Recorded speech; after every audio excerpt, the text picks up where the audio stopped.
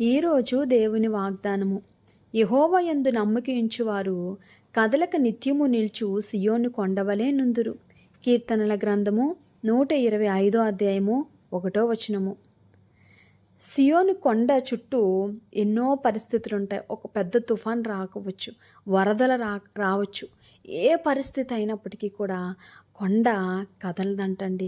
అది నిత్యము నిలుచు సియోను కొండవలే నుందురంట. అంటే ఆ కొండకి ఎంత బలమైతే ఉంటుందో, ఆ కొండ ఎంత స్ట్రాంగ్గా, ఎంత ఎటువంటి పరిస్థితులు వచ్చినప్పటికీ దాన్ని ఎవ్వరు కదిలించాలన్నప్పటికీ కూడా కదలకుండా ఎట్టి రీతిగా ఉంటుందో, అలాగే యెహోవా యందు నమ్మకించేవారు కూడా మన చుట్టూ కూడా ఎన్నో పరిస్థితులు ఉంటాయి, ఎన్నో శ్రమలు ఉంటాయి. మనల్ని కృంగదీయాలని ఎంతోమంది ఎదురు చూస్తారు. మనం పడిపోతే చూసి నవ్వుకున్న వారు అనేక మంది ఉంటారు. కానీ మనం ఏ పరిస్థితి వచ్చినప్పటికీ కూడా కదలక నిత్యము నిల్చు సియోను కొండవలే మనం ఉండాలండి. ఎందుకంటే ఆ బలము మనకి వస్తుంది. యెహోవాని మీద మనము ఆనుకొని బ్రతుకుతున్నాము, యెహోవా మీద మనము నమ్మకం ఉంచి ఉన్నాము. అందుకే ఇలా దేవుని వాక్యములు ఎలా రాయబడినది, మనుష్యులను నమ్ముకున్నట్టు కంటే యెహోవాని నమ్ముకున్నట మేలంట.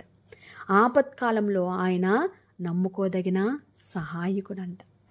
మన పరిస్థితులు మనం అనుకుంటాం కొన్నిసార్లు, ఈ పరిస్థితులు చాలా విషమించిపోతాయి, చాలా ముందుకు వెళ్ళిపోతున్నాయి, నేను ఎలా దీన్ని హ్యాండిల్ చేయాలి, ఎలా బయటికి రావాలని మనం అనుకుంటాం. కానీ దేవాతి దేవుడు ఆపత్కాలంలో ఆయన మనకి సహాయం చేస్తాడంట. మనకి ఆ పరిస్థితి నుండి విడుదలిస్తాడు. అటువంటి ధైర్యము మనకు ఉంది కాబట్టి మనము కదిలింపబడమండి. మనము ఒక కొండవలే, బలమైన సియోను కొండవలే మనము అందరము కూడా మన విశ్వాస జీవితంలో మనము కలిగి ఉండాలని దేవుడి కొద్ది మాటల్ని దీవించి ఆశీర్వదించును గాక. ఆమేన్.